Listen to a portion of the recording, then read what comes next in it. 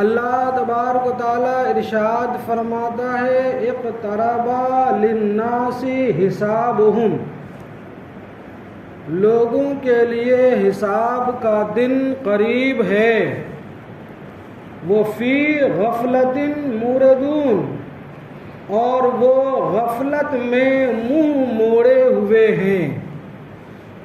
معزز سامعین کرام، قرآن مقدس کی اس آیت کریمہ میں غور و فکر کیجئے۔ آنے والا ماہ مقدس کو اپنی نگاہوں میں رکھیے، اپنی زندگی کی کتاب کے پنے کھولیے، اور پھر اللہ کے اس فرمان اور آیت کریمہ کی توضیحات اور تفسیر ملاحظہ کیجئے۔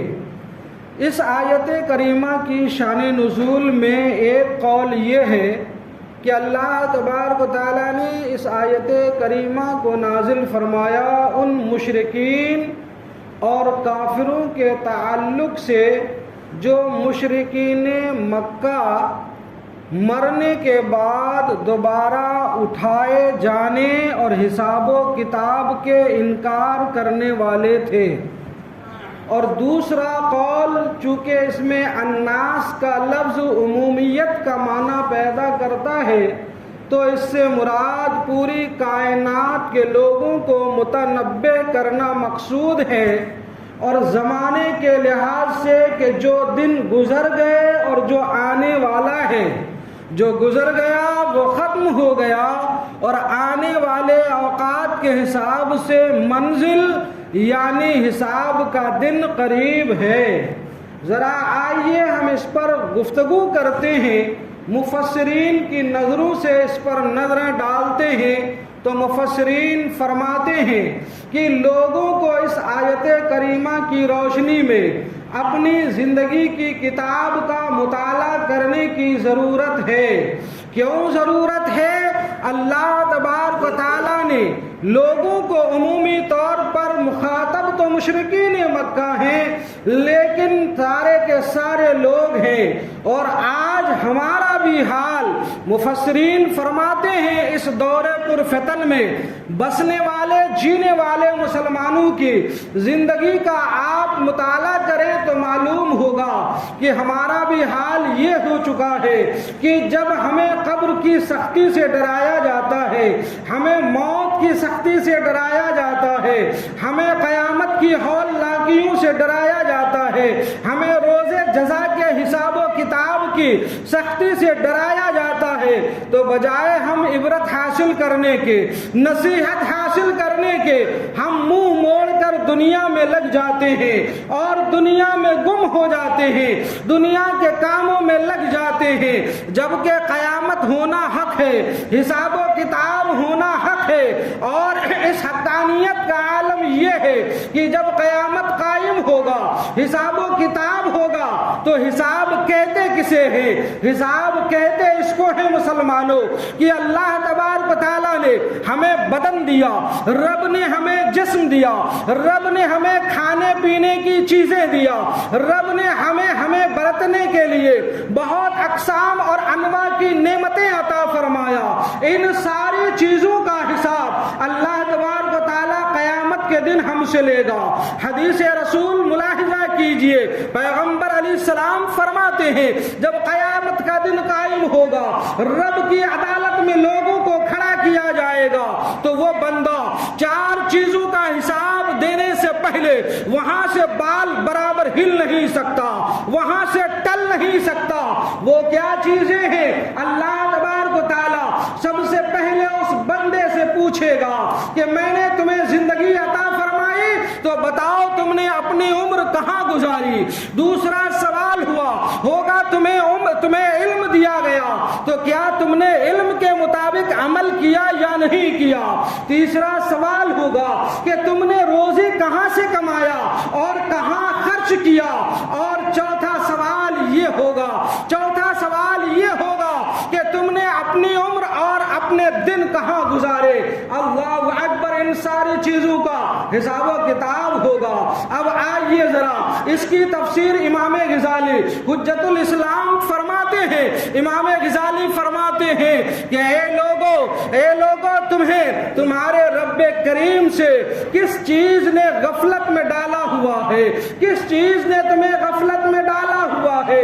تمہارا اور ہمارا عالم یہ ہے کہ ہم دروازے بند کر کے، دروازوں پر پردے لٹکا کر، لوگوں کی نگاہوں سے چھپ چھپا کر گناہ اور فسق و فجور میں مبتلا ہو جاتے ہیں۔ فرماتے ہیں لوگوں تم گناہوں میں مبتلا ہو گئے، کیوں؟ تم دروازے بند کرتے ہو، دروازوں پر پردے لٹکاتے ہو تاکہ اہل دنیا سے اپنے آپ کو چھپا سکو، اہل دنیا سے، تاکہ اہل دنیا تمہارے گناہوں سے باخبر نہ ہو سکے۔ کیا تم نے یہ نہیں جانا کہ تمہارا رب تمہیں پیدا کرنے والا ہے؟ تمہارے پیدا کرنے والے رب کریم کی نظر سے تمہارا کوئی بھی حال چھپا ہوا نہیں ہے، وہ تو دلوں کے حال پر آگاہ ہے، وہ ظاہر بھی دیکھتا ہے، وہ باطن بھی دیکھتا ہے، تو پھر چھپ چھپا کر گناہ کر کے لوگوں سے اپنے آپ کو چھپا کر گناہ کرتے ہو۔ اچھا تم نے یہ نہیں جانا، قرآن میں رب نے یہ بھی کہہ دیا کہ تمہارے جسم کے اعضاء، یعنی تمہارے جسم کا پارٹ پارٹ رب کی بارگاہ میں بولتا ہوا نظر آئے گا۔ اس دن زبان پر رب ٹھپا لگا دے گا، مہر لگا دے گا، اے زبان تو نے دنیا میں بڑا بولا ہے، بہت ہی جو ہے تو چلی ہے، آج تیرے چلنے کی باری نہیں، آج تم خاموش رہو، میرے بندے کے جسم کے اعضاء بولیں گے۔ بتاؤ جب تمہارے اعضاء تمہارے گناہوں کی گواہی دیں گے اور لوگوں کے سامنے تمہارا پردہ اٹھ جائے گا، تمہارا پردہ کھل جائے گا، تو بتاؤ وہاں کیا کرو گے؟ تمہارا کیا بنے گا؟ تمہارا کیا ہوگا؟ تمہارا کیا بنے گا؟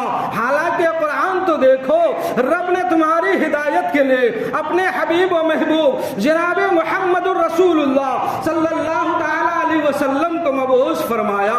رب نے اپنے نبی کے اوپر اپنا کلام مجید روشن کتاب کو نازل فرمایا، جس میں ہر خشک و تر کا واضح طور پر بیان موجود ہے۔ اور آگے دیکھو، اتنا ہی نہیں، رب نے تمہارے سامنے حساب و کتاب کے احوال بھی بیان فرما دیا، قیامت کے حالات بھی بیان فرما دیے، تم سے جو ذرے ذرے کا حساب و کتاب لیا جائے گا اس کا حال کھول کر بیان کر دیا گیا۔ اور آیت کریمہ نازل ہو گئی، اقترب للناس حسابہم، لوگوں کے لیے ان کے حساب کا وقت قریب آ گیا ہے، بہت قریب آ گیا ہے۔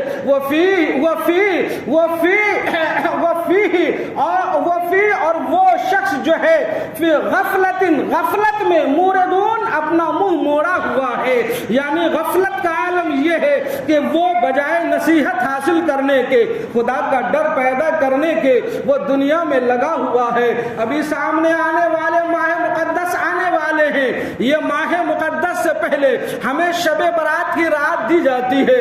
آپ نے غور کیا؟ شب برات کی رات دی جاتی ہے جو رحمتوں بھری ہوتی ہے، جو برکتوں بھری ہوتی ہے، رب کی رحمتیں وسیع ہو جاتی ہے، رب کا کرم جو ہے کشادہ ہو جاتا ہے، رب لم یزل مغرب سے ہی آسمان دنیا کی طرف جو ہے نزول اجلال فرما لیتا ہے اور ایک صدائے عام لگاتا ہے کوئی بندہ جو اپنے گناہوں کی مجھ سے مغفرت مانگے کہ میں اسی کی بخشش کر دوں، سبحان اللہ، اس کی مغفرت کر دوں۔ کیوں؟ اس لیے کہ اے لوگوں، ماہ رمضان آنے والا ہے، شب برات میں توبہ کرو، استغفار کرو۔ رمضان آنے سے پہلے ان دنوں میں کثرت سے اپنے گناہوں سے توبہ کر کے اپنے آپ کو گناہوں سے پاک کر لو، اپنے دل کو گناہوں کے بوجھ سے ہلکا کر لو۔ جب تمہارا دل، تمہارا جسم، تمہاری روش، تمہاری رفتار، تمہاری چال چلن اور تمہارا کیریکٹر و کردار گناہوں کی گندگیوں سے ستھرا اور پاکیزہ ہو جائے گا، تو آپ اب ماہ مقدس، ماہ رمضان المبارک میں جو آزمائشیں تم پر ہوتی ہے، روزہ رکھنا آسان ہو جائے گا، تلاوت کرنا آسان ہو جائے گا، نماز تراویح پڑھنا آسان ہو جائے گا، اور جو ہے دیگر کام کرنا اور عبادتیں کرنا آسان ہو جائے گا، سجدوں کے لطف اٹھانا آسان ہو جائے گا، قیام میں راتیں گزارنا آسان ہو جائے گا، بھوک کی شدت برداشت کرنا تمہارے لیے آسان ہو جائے گا، پیاس کی شدت برداشت کرنا تمہارے لیے آسان ہو جائے گا۔ اب جب تم गुनाहों से पाकीज़ा हो जाओगे तो ये इबादत करना तुम्हारे लिए आसान भी आएगा और ये इबादत करने में तुम्हें लुत्फ भी आएगा। अल्लाहु अकबर। एक बार दुरूद पढ़िए तो सुनाओ अल्लाहुम्मा सल्ली अला सय्यिदिना मौलाना मुहम्मदिन बारिक वसल्लिम सलातु सलामन अलैका या रसूल अल्लाह सल्लल्लाहु तआला अलैहि वसल्लम। अभी से नौजवानों, अजीजों, बुजुर्गों, अभी से अपने जहन को, अपनी फिक्र को, अपने ख्यालात को इस बात के लिए तैयार कर लो कि अल्लाह का बहुत बड़ा करम है, रब का करोड़हा एहसान और उसका फजल है। रब ने हमें ताकतवर जिस्म अता फरमाया, बीमारियों से हमें सुथरा फरमाया, हमें सेहत और तंदुरुस्ती अता फरमाया। रब ने हमें नेमतें भी दी है, रब ने हमें अनवा अक़साम की चीजें भी दी है। अब माह मुकद्दस का चांद तुलू होने वाला है, पूरी तैयारी के साथ पूरे माह मुकद्दस के रोजे रखूंगा। हाँ, इसके लिए काम अगर कम कर देना पड़े तो काम कर दूंगा, काम कम कर दूंगा, कारोबार कम कर दूंगा, मेहनतें कम कर दूंगा, दुनिया कमाने के लिए मेहनतें कम कर दूंगा और आखिरत जमा करने के लिए, आखिरत के लिए मेहनतें बढ़ा दूंगा। सुभान अल्लाह, बढ़ा दूंगा। अभी से तैयारी कर लीजिए। मैं तलबा को आम तौर से, दारुल उलूम के तलबा को आम तौर से एक बात कहता हूँ, ये हमने असातिज़ा से सीना बसीना लिया। हमारे बुजुर्गों ने कहा कि देखो बेटे, अपने जहन को हमेशा खुशहाल रखो, कुशादा रखो और खुश मिजाजी अपने ऊपर तारी रखो, मुंह लटकाए न रहो, किसी भी चीज के लिए जो है चेहरे का रंग उतार कर न रहो। खाने बैठे हो, सामने दस्तरखान पर ये ना देखो कि रोटी के साथ गोश्त है या रोटी के साथ सब्जी है या मछली है। सामने ये देखो कि मेरे रब का करम है कि रब ने मेरे लिए इतनी नेमतें अता फरमाया कि मेरे सामने दस्तरखान बिछा है और मेरा लुक़मा बनने के लिए उस दस्तरखान पे रोटी भी मौजूद है। सुभान अल्लाह, रोटी भी मौजूद है। वरना उन हदीसों को जरा पढ़िए, असहाबे सुफ़्फ़ा को पढ़िए। हजरत अबू हुरैरा फरमाते हैं, हम 70 सहाबा ऐसे थे असहाबे सुफ़्फ़ा में से कि हमारे पास इतना भी लिबास नहीं होता था कि अगर हम नाफ के ऊपर डालें तो नीचे की जो है नीचे का हिस्सा खुल जाता, अगर हम नीचे चादर लपेटते तो जिस्म के ऊपर का हिस्सा खुल जाता और कई कई दिन तक हमें रोटी का एक एक लुक़मा हासिल नहीं होता, मयस्सर नहीं होता। तो खजूर, खाई हुई खजूर की गुठलियां जो मौजूद होती और उसमें जो मिठास बाकी होती वो पानी में डुबोकर उस खजूर की गुठली की मिठास पानी में उतरती तो वो पानी पीकर अपनी प्यास और भूख मिटाया करता था। आज हमारे पास नेमतों की बहुतात है। मेरे नौजवान साथियों, मैं आपको मोहब्बत से पैगाम दूंगा, ये ना सोचो रमजान आ रहा है, गर्मी हो रही है, शिद्दत हो रही है, क्यों कर रखा जाए, शुगर बढ़ रहा है, बीपी डाउन हो रहा है, हमें खांसी हो रही, जुकाम हो रहा, बुखार ने आ लगा है, कमजोरियां हो गई है, डॉक्टरों ने मना किया है, मर जाएंगे, ना बचेंगे, कुछ हो जाएगा।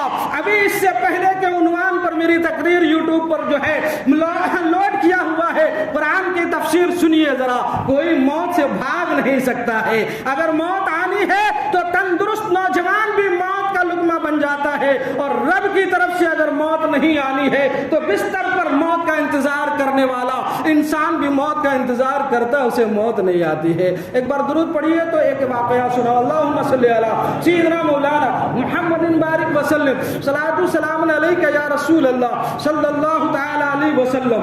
मौत को याद कीजिए, आखिरत को याद कीजिए, ज़ुहद और तक़वा अपने अंदर पैदा कीजिए।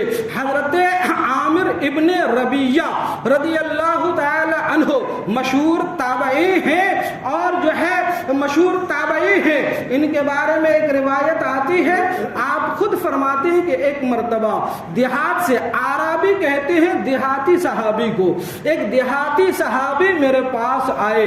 मैंने उनकी बड़ी ताज़ीम की, बड़ी खातिर तवाज़ु की और उनके लिए मैंने रसूलुल्लाह से बात भी की, उनके लिए मैंने रसूलुल्लाह से बात भी की। अलगरज वो रसूलुल्लाह से मिले और फिर वापस हुए। जब दूसरी दफ़ा मेरी उनसे मुलाकात हुई ना तो उस देहाती सहाबी ने कहा, ए आमिर इब्ने रबिया रदियल्लाहु ताला अन्हु, मैंने रसूलुल्लाह से एक वादी तलब किया है और वो वादी ऐसी है कि ऐसी बेहतर वादी पूरे अरब में नहीं है। एक ऐसी वादी मैंने नबी से मांगा है कि پورے عرب میں ایسی وادی نہیں ہے، میں چاہتا ہوں کہ اس کا ایک حصہ تمہارے لیے علیحدہ کر دوں اور الگ کر دوں تاکہ تمہیں اور تمہارے بچوں کا کام آئے۔ تو حضرت عامر بن ربیعہ رضی اللہ تعالیٰ عنہ فرماتے ہیں ہمیں تمہاری جائیداد کی ضرورت نہیں ہے، اس لیے کہ آج ہی میرے نبی پر قرآن کا ایک سورہ نازل ہوا ہے، سورہ نبا۔ اس سورہ نازل ہوا ہے اور اس سورت نے ہمیں زندگی سے دنیا کی لذتوں کو فنا کر دیا ہے، اور اس سورت کے اندر ایک آیت کریمہ ہے، اور وہ آیت کریمہ یہی ہے جو آج میں نے پڑھی کہ اقترب للناس حسابہم، یہ آیت کریمہ نازل ہوئی ہے، لہذا مجھے تمہاری جائیداد کی ضرورت نہیں۔ اور ایک دوسری ابن عساکر رضی اللہ تعالی عنہ یہ دوسری روایت پیش فرماتے ہیں، فرماتے ایک روایت میں ہے حضور علیہ السلام کے ایک صحابی دیوار تعمیر کرنے میں لگے ہوئے تھے، دیوار کی تعمیر ہو رہی تھی کہ ایک دوسرے صحابی کا ادھر سے گزر ہوا، جب گزر ہوا سلام و دعا ہوئی تو دیوار تعمیر کرنے والے صحابی نے اس گزرنے والے صحابی سے پوچھا آج اللہ تبارک و تعالیٰ کا کون سا پیغام یعنی قرآن کی کون سی آیت نازل ہوئی ہے، آج قرآن کی کون سی آیت نازل ہوئی ہے؟ تو انہوں نے پڑھ کر سنایا کہ آج قرآن کی یہ آیت کریمہ اقترب للناس حسابہم یہ نازل ہوئی ہے۔ جو ہی انہوں نے یہ آیت پڑھ کر سنائی تو اس صحابی نے دیوار اپنی گرا دی اور کہنے لگے جب قیامت قریب ہی آ گئی ہے اور حساب کا وقت آ چکا ہے تو میری دیوار نہیں بن سکتی۔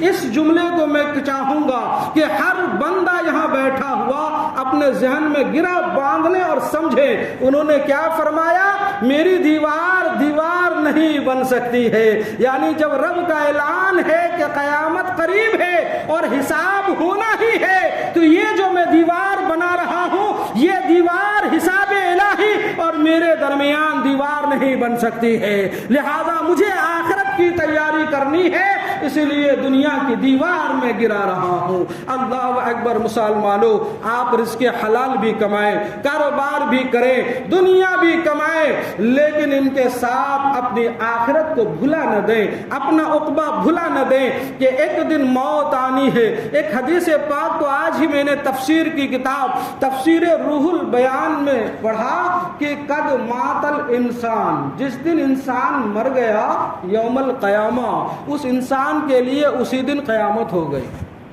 جس دن انسان مر گیا سمجھو اس کے لیے اسی دن قیامت ہو گئی۔